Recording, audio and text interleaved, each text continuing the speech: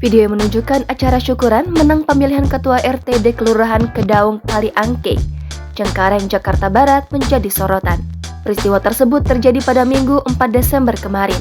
Dalam video, hujan duit berdurasi 56 detik itu diunggah oleh akun Instagram @junet.jakarta.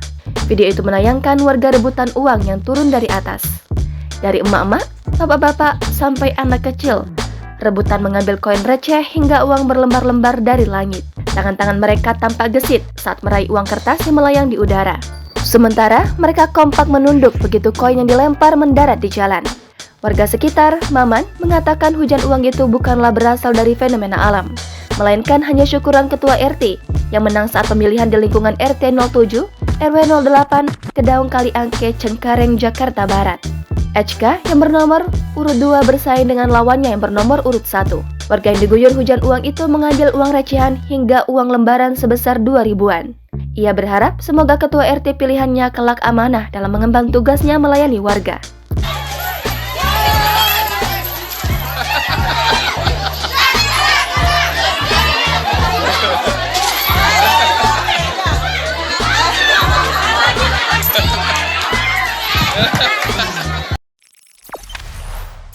Jangan lupa subscribe, share, komen, dan like ya!